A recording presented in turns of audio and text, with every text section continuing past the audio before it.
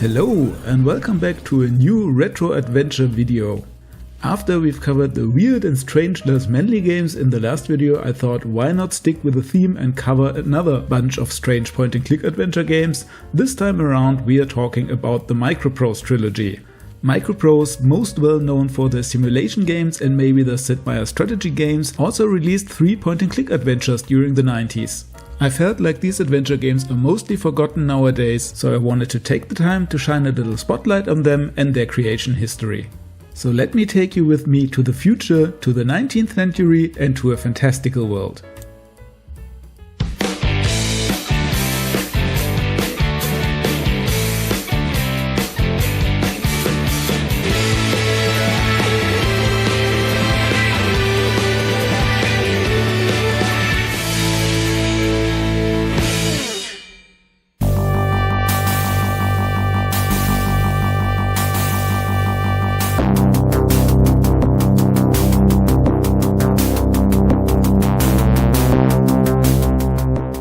MicroProse was founded in 1982 by Sid Meier, a software developer, and Bill Steely, a former US Air Force pilot. The company began by developing military flight simulators, starting with Hellcat Ace for the Atari 8-bit family of computers. The early titles were characterized by a balance of technical realism and accessibility, appealing to both simulation enthusiasts and general gamers. Throughout the 1980s, MicroProse expanded rapidly, releasing a series of successful simulation games including F-15 Strike Eagle, Gunship and Silent Service. These titles helped establish MicroProse as a leader in the emerging genre of combat simulation games. The company's focus was not limited to aviation, it also explored naval and ground-based warfare. Steely, who viewed the sims as the company's core strength, was initially skeptical about branching into non-military genres. Sid Meier, however, was interested in exploring different types of gameplay. This divergence of vision led to the development of Railroad Tycoon in 1990, MicroProse's first strategy game not based on combat. Despite Steely's initial hesitation, the game was well received and demonstrated the potential for broader strategic experiences. It was followed later that year by Sid Meier's Civilization, which allowed players to guide a civilization across millennia. Civilization became a landmark title in the history of video games and helped cement Meier's reputation as one of the medium's most influential designers. MicroProse also began expanding into other genres, but this diversification coincided with growing financial challenges. The company's attempts to enter the arcade market and develop proprietary hardware strained resources.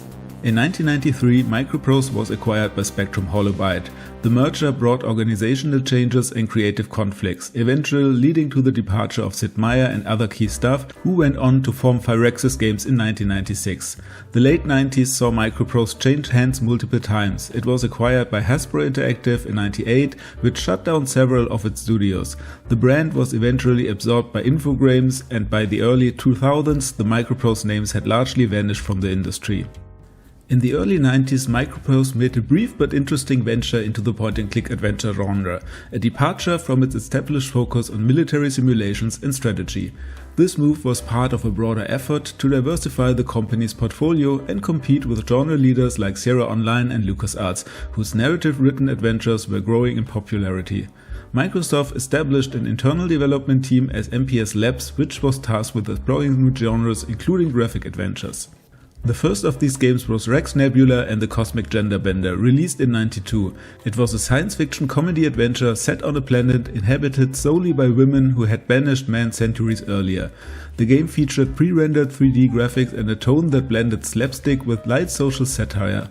Rex Nebular was directed and produced by Bruce Milligan, with art direction by Brian Reynolds, who later go on to co-design Sid Meier's Colonization and Alpha Centauri. Though not a commercial breakthrough, Rex Nebular demonstrated MicroProse's willingness to experiment with new genres and technology using a proprietary engine tailored for graphical adventures, which was reused for the future titles as well.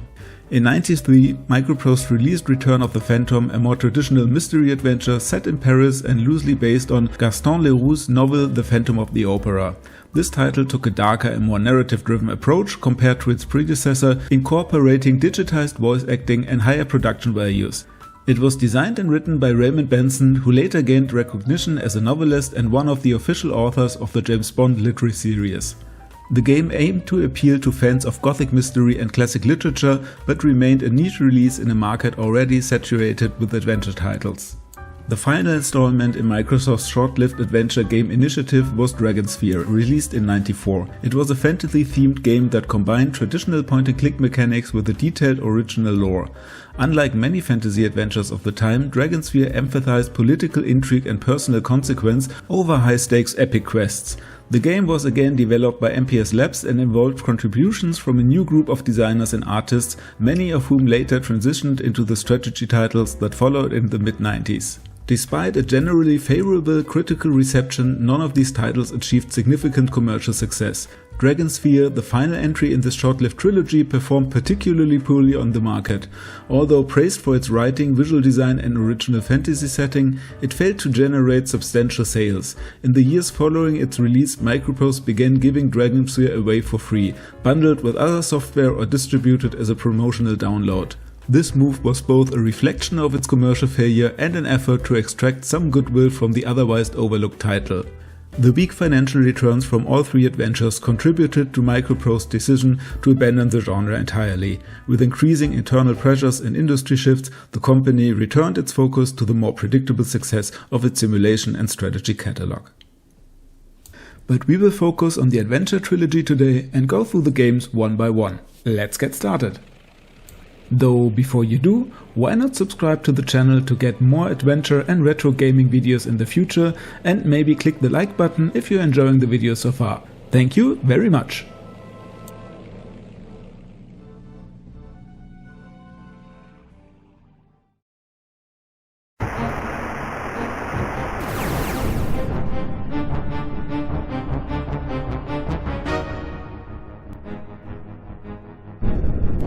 What the heck was that?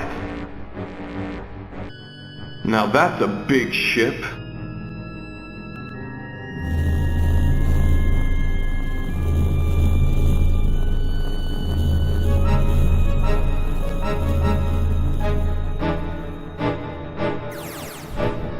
Target damaged, sir. She's not going anywhere. Good. Move in and finish her off.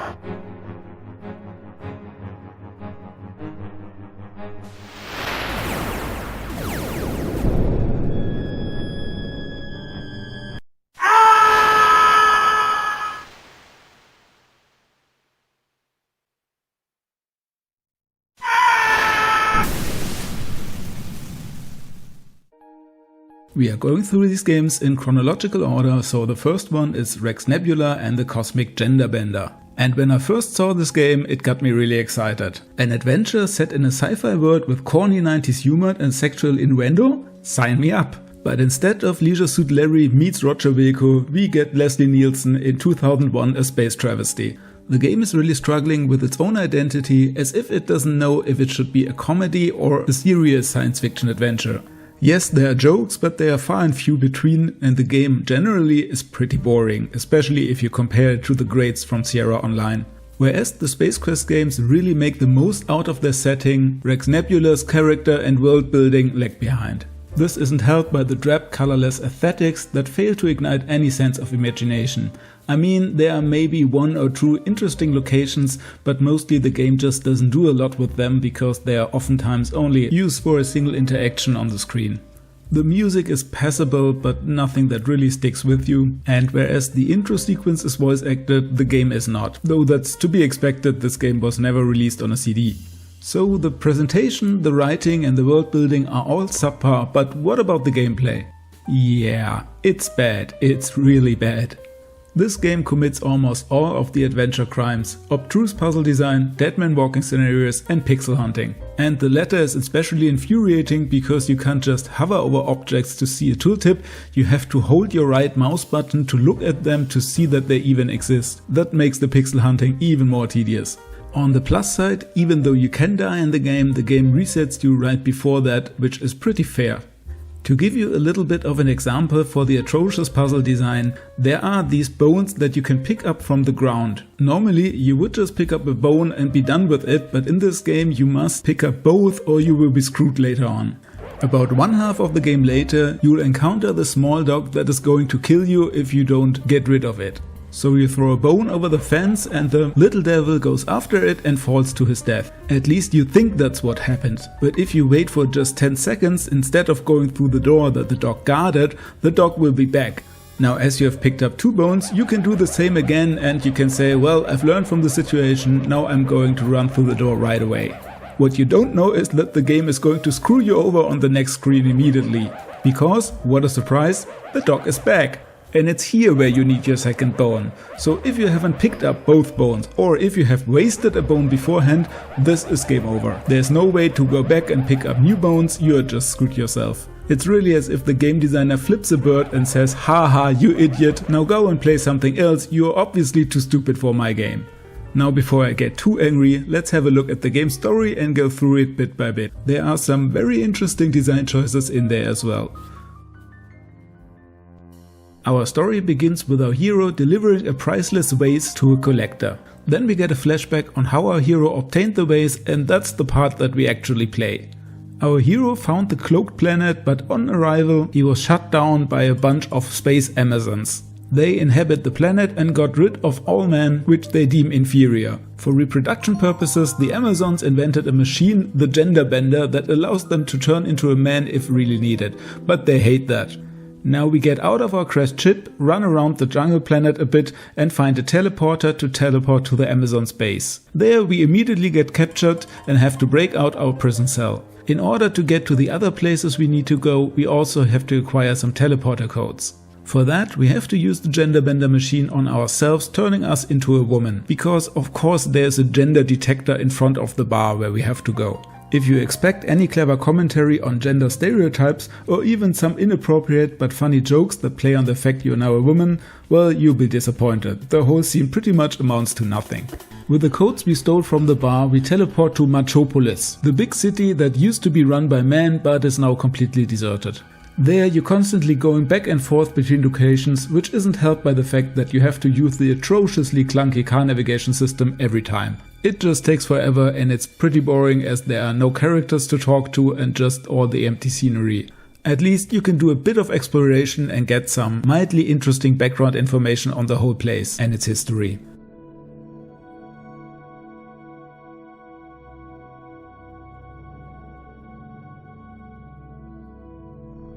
Finally, you flood the whole city to reach a skyscraper by boat, and that's where you find the vase from the beginning of the game. All you have to do now is teleport to the spaceport, repair a ship and fly off. Which leads us back to the beginning where we deliver the vase and a fittingly anticlimactic ending where you topple over the vase and the screen just fades to black. So Rex Nebular was a bad game that nobody liked, end of story, right?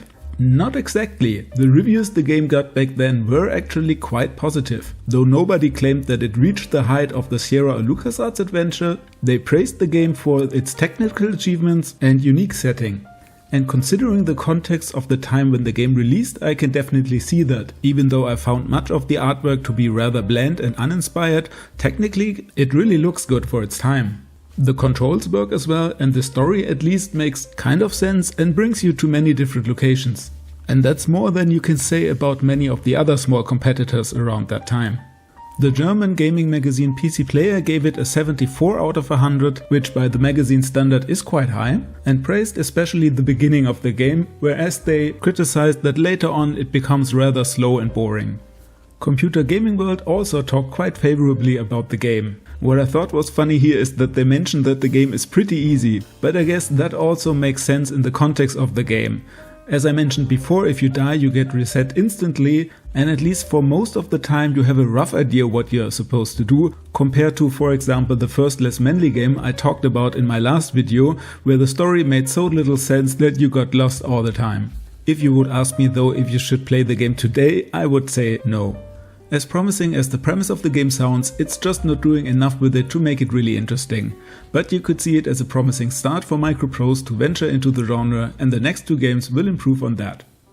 But before we get to that, let me tell you about my own point-and-click adventure game that just released a week ago.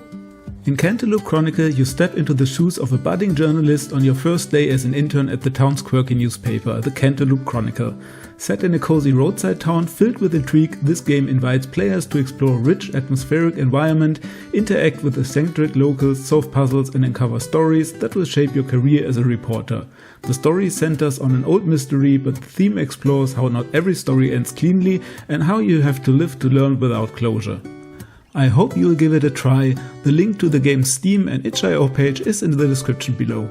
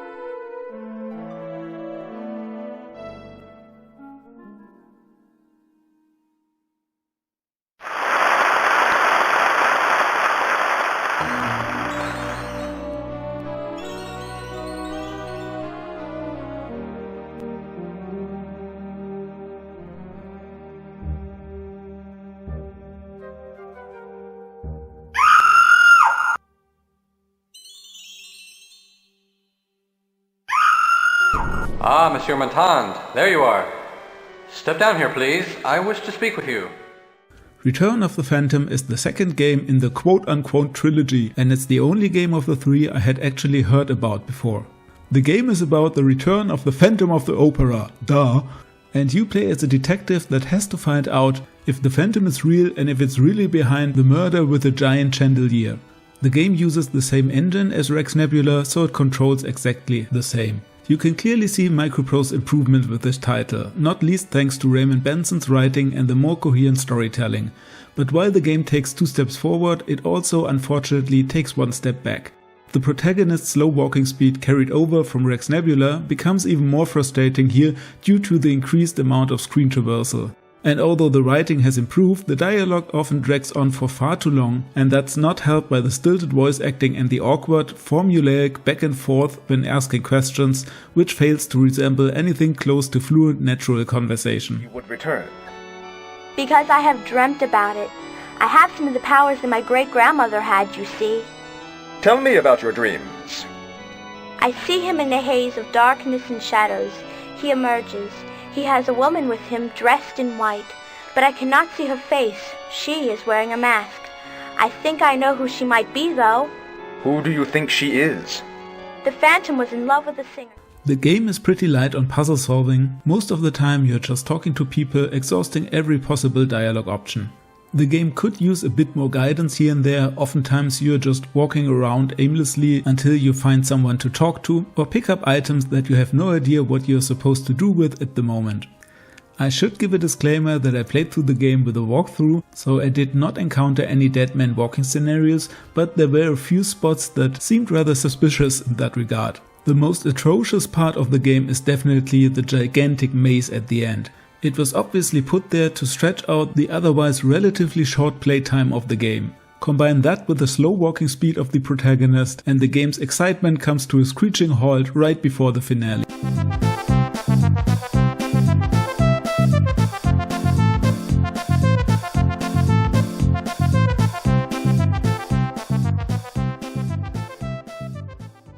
Visually though, the game is rather pleasant to look at in my opinion. The unique and fresh setting of an opera house lends to some very atmospheric and moody screens that gives the game its gothic character. The big plot twist at the end though didn't really do it for me. I saw it a mile coming and it was still rather disappointing, but I could see a younger self in the 90s being quite stoked about it.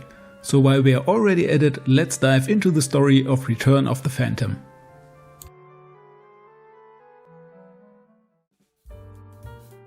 The intro shows us an opera where the big chandelier drops down and kills several people. Then the game starts immediately after that when we, as Detective Montan, arrive at the scene because we just happen to be in the audience. The manager of the opera gives us a quick heads up on what happened. He also calls it a copycat murder as the Phantom of the Opera had killed in the same way back in 8081.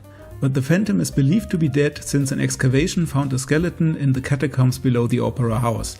After that, we go around asking people if they've seen or heard anything. It turns out there are rumors that the Phantom has returned. One ballerina even claims to have seen him in person. We also discover that the main actress of the play has strange dreams about a man in a mask. It's not hard to imagine who that might be. It also turns out that she might be related to the love interest of the original Phantom from the 80s. After we confront the opera manager with our findings, we hear a scream coming from the actress' room. She's lying dead on the floor and the ballerina tells us she saw a man running toward the fly loft. We casually slow walk to the location and find the Phantom hiding in the shadows. He throws us over the railing and the second part of the game begins.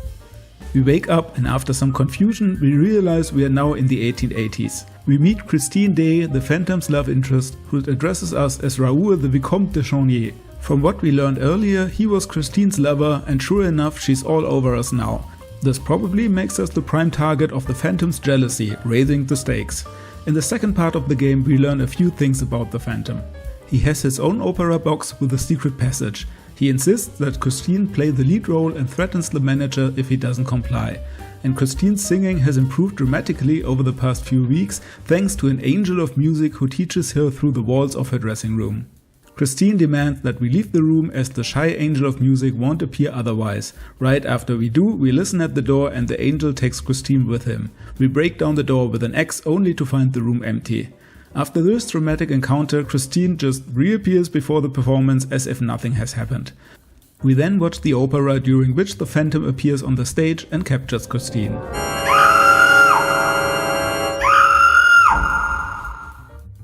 Now our mission is clear, we have to save her. Fortunately, we gain access to the Phantom's lodge because a strange woman guarding the boxes lets us in, apparently because we have items from another time. Yeah, that part didn't make much sense to me, the whole character just seemed a bit weird, but whatever.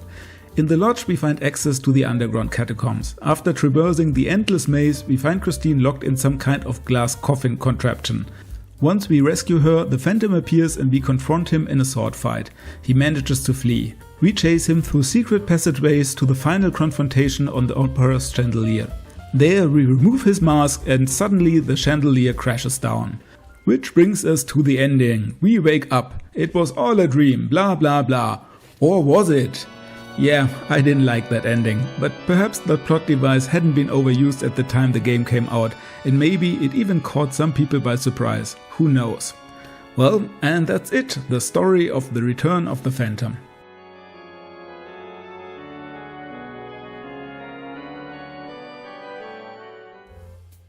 So what did the press back then think about this, in my opinion, mildly improved adventure game? Well, let's just say the reception has been pretty mixed, going so far that many magazines even said that Rex Nebular was the superior of the two games. The German magazine PC Player scored the game a paltry 58%. They were very critical about the lack of puzzles and the rambling dialogues that drag on for far too long. Which makes sense when you consider that during that era playtime was so highly regarded that adventure games often inflated it with hard-as-nails puzzles. At the time, adventure games centered around storytelling hadn't gained widespread acceptance, especially when you consider that a game cost $70 back then, which is over $150 in today's money. Computer Gaming World was a bit more favorable in its review, especially calling out the surprise ending and the overall quality of the writing at hand, though they also pointed out that you get quite a short game for the high price point. Looking back, I've heard from quite a few people how much they enjoyed the game. I can vividly imagine that if I had played it in the 90s, it would also have stuck with me. The setting and story is pretty unique for its time, and a gothic love story is always something to remember. I mean, the Phantom is not such a well-known character for nothing in the end, right? So would I recommend playing this game today?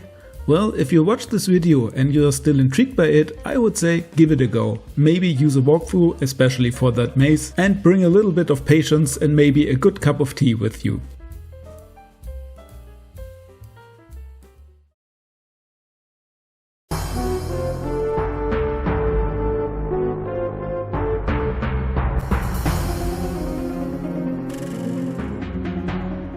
Now we get to our last game in the series, Dragonsphere, and in my opinion it's the best of the bunch. There are specifically two reasons why I did enjoy the game so much. First, it's the aesthetics. I think it's a really pretty game, with some very memorable locations and a lot of care and detail put into it. There are these cool background animations, and the vibrant colors really pull you into this fantasy universe. The second reason is the world itself. I'm actually really not a big fan of fantasy games, but I found the world of Dragonsphere quite fascinating.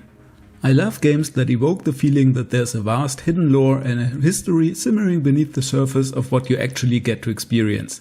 Each fantasy race comes with its own unique mannerisms, beliefs and political or social agendas, resulting in a world that feels fresh and distinct, far from the overused tropes of typical fantasy universes. Instead of the usual elves and orcs, you encounter bird people, shapeshifters and a fairy king, which gives the game a wonderful sense of originality.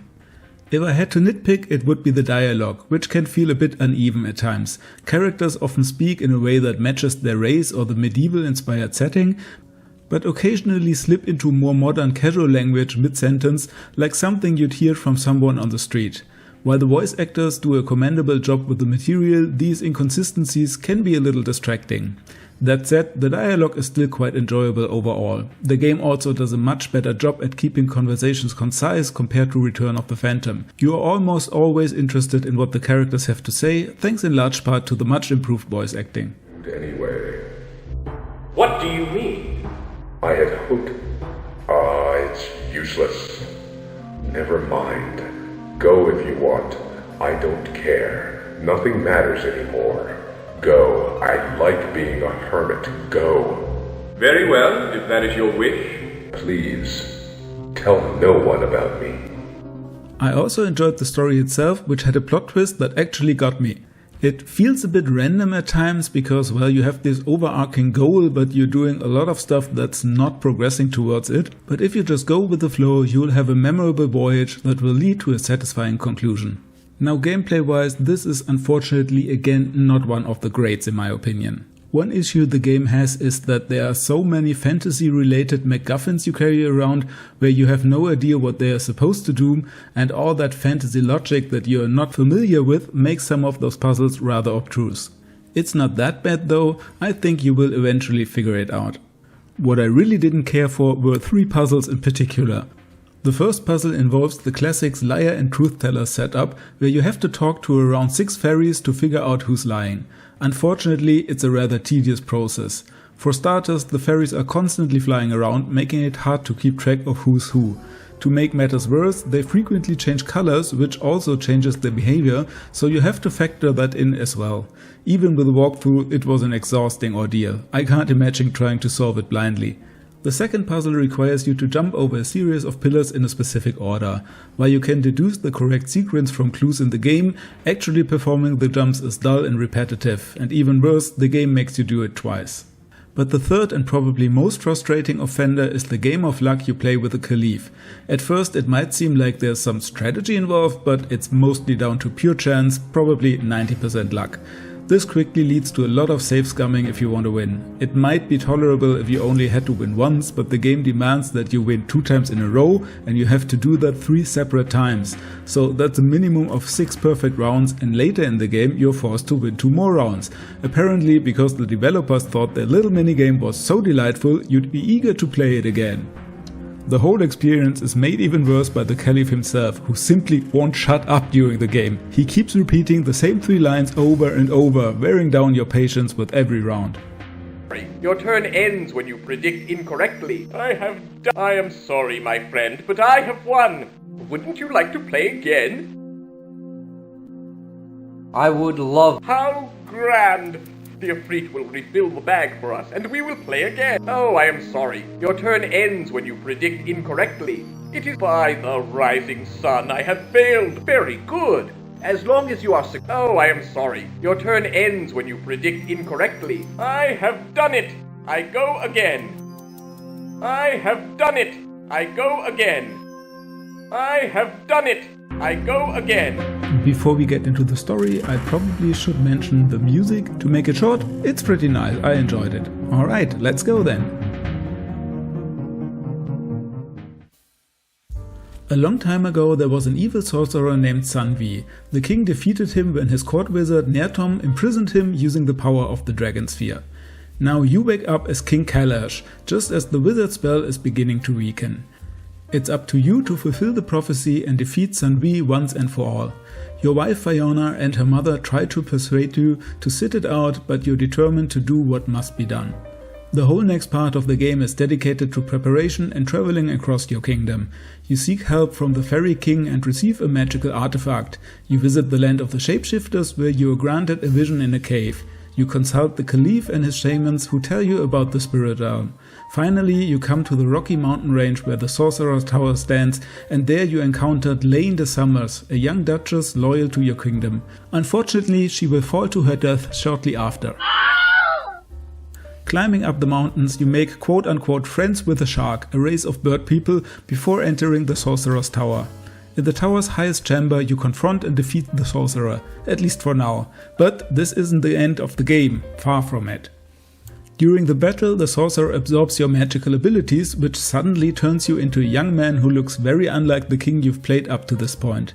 Meanwhile, back at the castle, your supposed wife and godmother learn of the sorcerer's defeat when the dragon familiar in the Dragonsphere disappears. This leads to your godmother spilling the beans.